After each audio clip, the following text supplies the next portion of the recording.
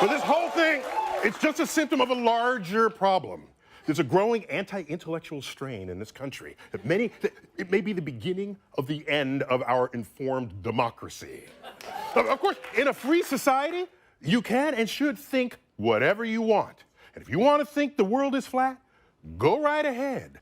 The Earth isn't flat.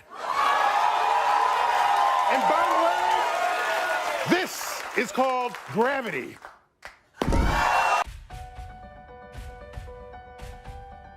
It is an interesting experiment telling somebody you know that you no longer believe in the universe and that our Earth is a giant spinning space ball.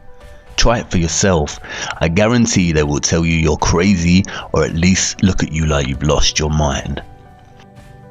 The most interesting thing is when challenged, the ball believers will not actually be able to give you solid empirical evidence based on their first-hand experience that the Earth is actually a large spinning globe.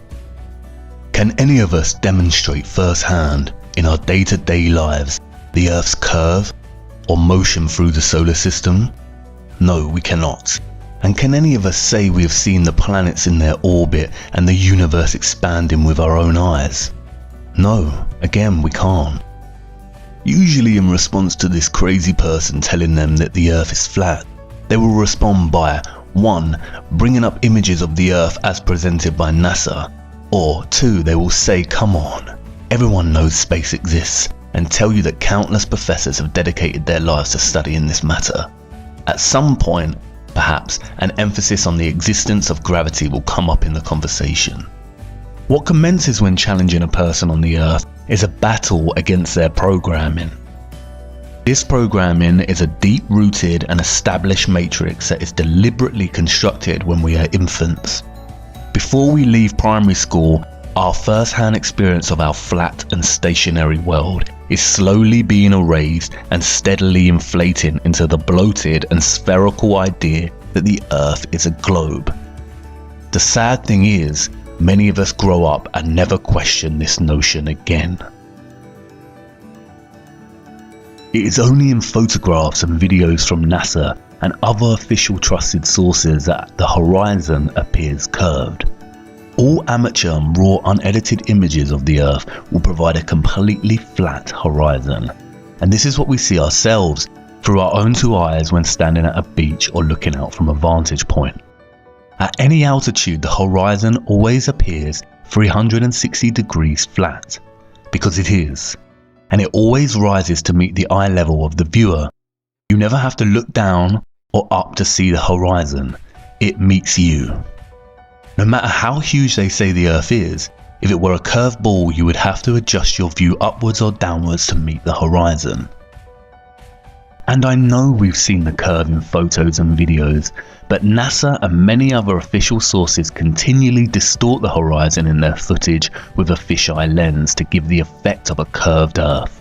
This is the same fisheye lens inherently built into the GoPro. And I know what you're going to say. You've seen the horizon bend and curve when journeying at altitude on an aeroplane. But unfortunately, this is more trickery. Aeroplane windows commonly bow outwards to give the illusion of curvature. A Telegraph article, catering to our gullible nature, explains that flight windows were changed because the square windows caused a higher percentage of crashes. Yeah, right. They use our size as human beings to dismiss our own infallible perception of a flat and stationary Earth, claiming we are not big enough to witness the curvature.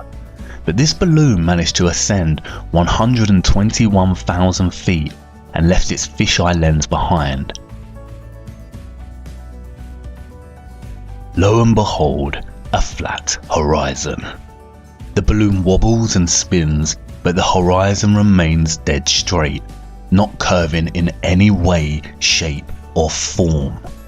And this is the problem. For centuries, our ancestors used their own judgment and relied on their own natural-born senses to discern that the Earth was flat. And although some had dabbled in theories of the Earth's potential curvature, it wasn't until the early modern period, with voyagers like Christopher Columbus, that the heliocentric globe model became dominant and humans forever sacrificed the knowledge of their own senses. And the heliocentric model is so blatantly flawed and nonsensical that it's astonishing that it even gained traction. Take the water bordering our horizon, for instance. It is the natural physics of water to find and maintain a level, and it just so happens that that level is flat. If Earth was a spherical ball, water would not maintain such consistent flat levels. We are used to water doing this and this, but we have never in all our lives on Earth witnessed with our own eyes water do this. Water does not bend. It's not called sea level for nothing, you know. And if water did not always find a flat level, then why would we use tools such as this to achieve accuracy? Again, water does not bend. Rivers, for instance, always run down to sea level.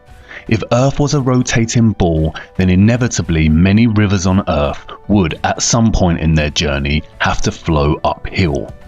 As Eric DeBay points out, the Mississippi is 3,000 miles long, which means it would need to run uphill for 11 miles on a globular Earth.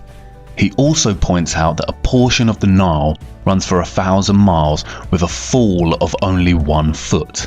Again, if the Earth was a spherical ball, this would be impossible. The scientist magicians of our world claim that the Earth is 25,000 miles in circumference.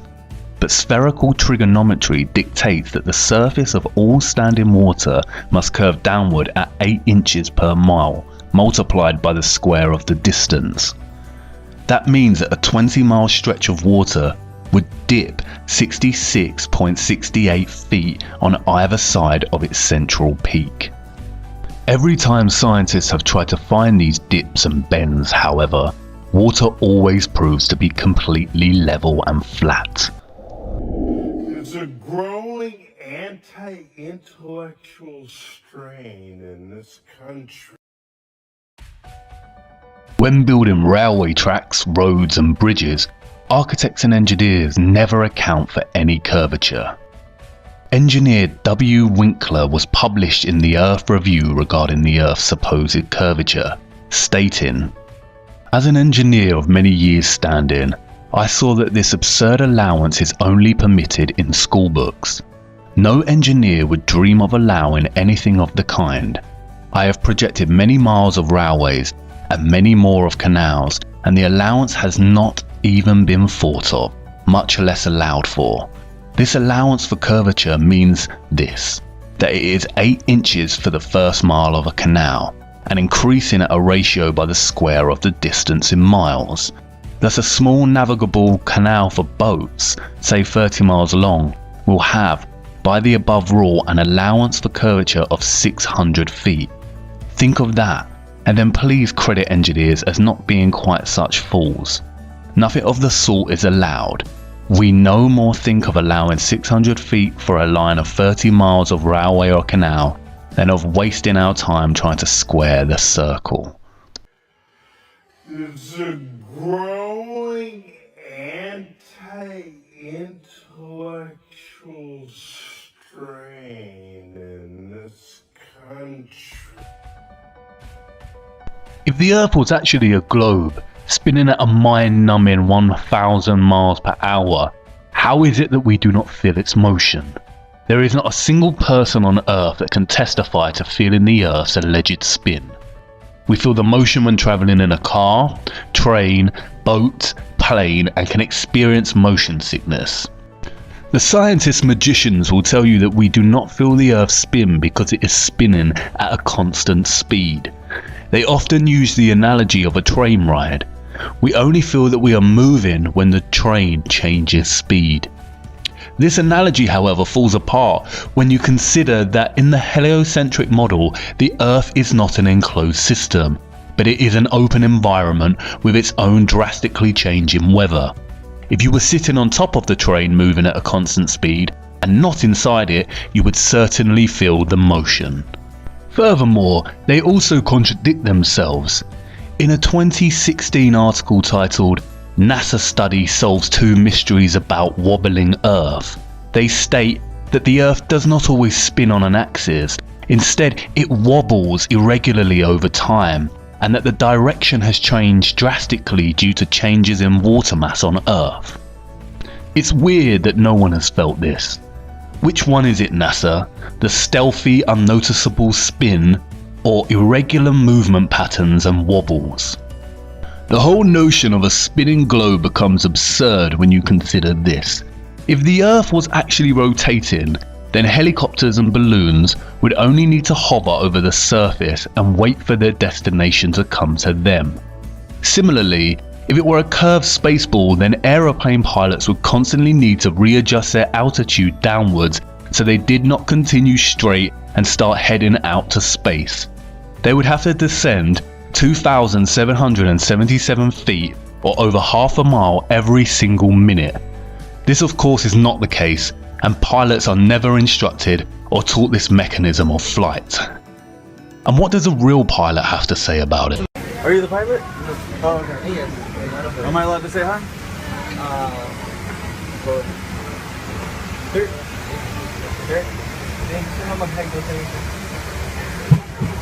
Hey, I just want to say thanks for the smooth flight. Right. I did have one question. Is there like a specific angle of downward tilt you have to fly at to 3 degrees. 3 degrees That's it. for the curvature of the Earth? Oh, for the Earth? Because yeah, No, we just fly over the troposphere. really. Yeah, But yeah. do you have to keep like kind of going down because? No, we actually have to nose up. It flies like that. Really? Because I was reading some stuff on the flat Earth that made a lot of sense. Have you looked into it? This one, sorry. I was reading a lot of stuff on the flat Earth. Okay, yeah. True. It's true? Yep. Okay, Yeah. alright, cool. All Hey, right. God bless, brother. All right. Have a good one. You too. Can I talk to the pilot, please? Right here. You're the pilot? Hi. How long have you been flying for? Like for Delta, 21 years, but maybe like 30 something. I want to know, because they say the pilots know a lot. Do you think the Earth is flat or no? I know it's flat. You know it's flat? How long have you been flying for, you said? Over 30 years.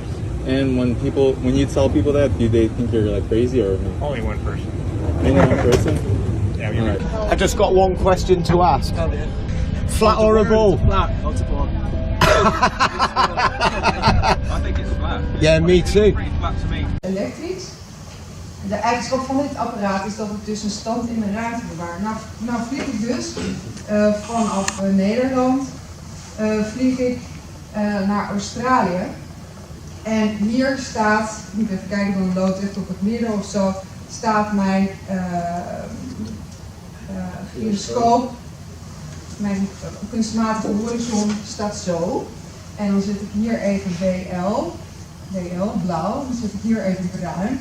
Want bruin is de kant van de grond en blauw is de kant van de lucht. Dit ding behoudt zijn stand in de ruimte, dus ik vlieg zo. En dan sta ik hier in Australië.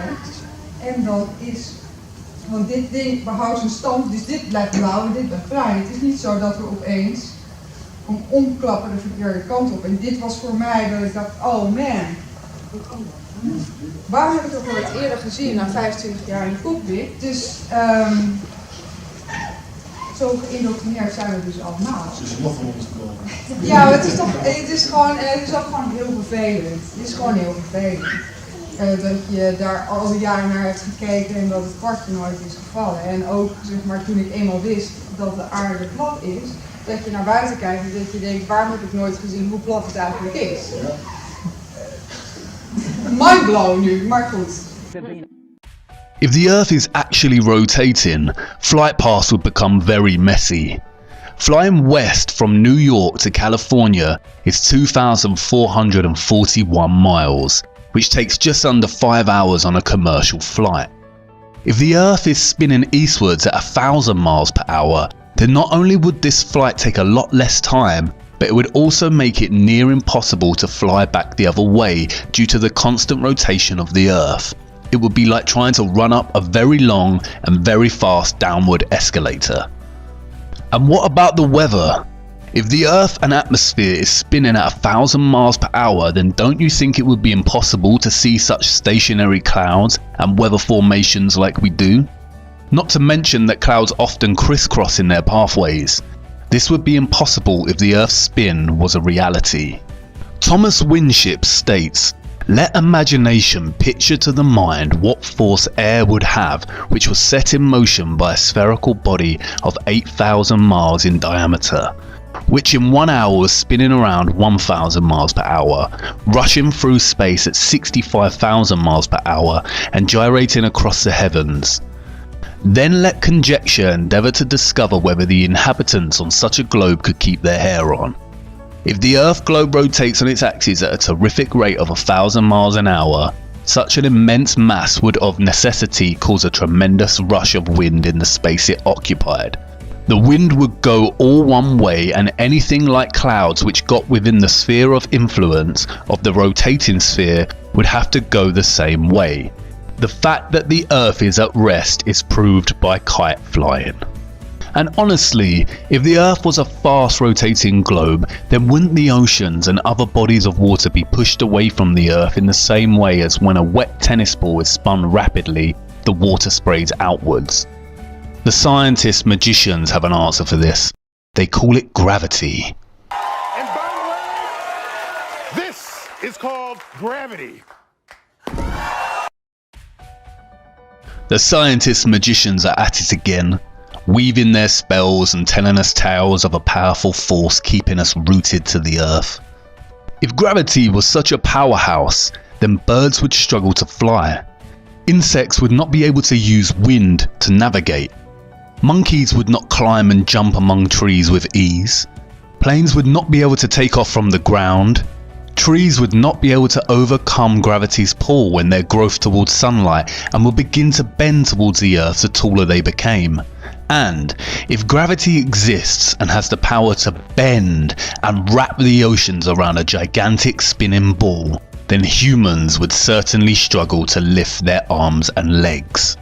Legend has it that an apple fell on Newton's head as he sat under the tree, and this was the catalyst for his great discovery of gravity, which claims that objects are attracted to large masses and gravitate towards their centre. However, when they talk about gravity, what they are actually referring to is the law of density relative to mass. Today, I'm going to show you a simple science experiment that you can try at home to learn about density. Start by taking an empty glass and tip in some water and food colouring. Then add some syrup or treacle. And I'm going to add a little bit more water to make the layer a bit thicker. Then finally, fill the glass up with some oil and leave it to settle for about 15 minutes. These liquids separate out into different layers because they're different densities and they don't mix. The syrup has the highest density, so it sits on the bottom, and the oil, which has the lowest density, rises to the top. Try dropping different objects in to see what happens. If we drop this metal nut in, which is really dense, you can see it sinks right to the bottom. But if I take this grape and drop it in, it sinks through the oil and water, but sits on the syrup. This is because the syrup is denser than the grape. Pretty cool, huh? Now if I take this plastic bottle top and drop it in, it slowly sinks through the oil and sits on the water. And finally, if I take this piece of sponge and drop it in, it sits on top. It is a scientific fact, verified by undisputable evidence, that when objects are placed in mediums with less density, they sink, and when placed in mediums with higher density, they rise or float. For example, a rock in water will sink because the object's density is greater than the water's density, as will a ship's anchor. Likewise, helium-filled balloons rise because they are lighter than the air. Submarines float on the ocean when their ballast tanks are empty and contain air, and they sink when their ballast tanks begin to be filled with water. This is how they manipulate their depth in the ocean, by adjusting the ratio of air and water in the tanks. This is proven by filling a balloon with 50% air and 50% helium. As helium is lighter than air and the ratios are even, the balloon remains fixed in the air without rising or falling. Again, much like the Earth's curve and spin, we do not witness smaller objects on Earth gravitating and orbiting around or being pulled towards larger objects. It seems very convenient that gravity's tendency to make smaller objects orbit around larger objects is exclusive to the globe itself and all the supposedly surrounding planets and stars, none of which we can actually see in motion or orbit. Even when you study the claims made by the scientist magicians of the so-called planets and moons, their calculations begin to work against them. As Eric Dubay pointed out, Newton also theorized, and it is now commonly taught, that the Earth's ocean tides are caused by gravitational lunar attraction. If the moon is only 2,160 miles in diameter and the Earth 8,000 miles, however, using their own math and law, it follows that the Earth is 87 times more massive, and therefore the larger object should attract the smaller to it, and not the other way around. If the Earth's greater gravity is what keeps the moon in orbit, it is impossible for the moon's lesser gravity to supersede the Earth's gravity, especially at Earth's sea level, where its gravitational attraction would even further out-trump the moon's. And if the moon's gravity truly did supersede the Earth's causing the tide to be drawn towards it, there should be nothing to stop them from continuing onwards and upwards towards their greater attractor. There's a growing anti-intellectual strain in this country. Ultimately, Newton's gravity erased the common sense of up and down, and in its place normalized the preposterous idea that this is possible. And this. And that meanwhile, in Australia, this is nonsensical, pseudo-scientific mockery and nothing more than an invention to justify the spinning spherical Earth hoax. Without the theory of gravity, not a single person in their right minds would ever believe the Earth a globe, with some of the population existing upside down on the underside of the planet. This is all quite simple once you start to break away from the toddler years of matrix programming. The laws of perspective and density perfectly explain the natural workings of our world. They invent complex concepts such as gravity and ridiculous spinning spherical networks of incomprehensible figures and speeds to bamboozle us. And we will get onto why they do this shortly. But wait a minute. I know you're not on board with this just yet, and I can tell you have a big question that you're burning to ask. If the Earth is not a spinning globe, then what about the sun and the moon? We can see the sun rising and setting every day. I'm glad you asked. Follow me to part 4 so we can take a much closer look at our wonderful sun.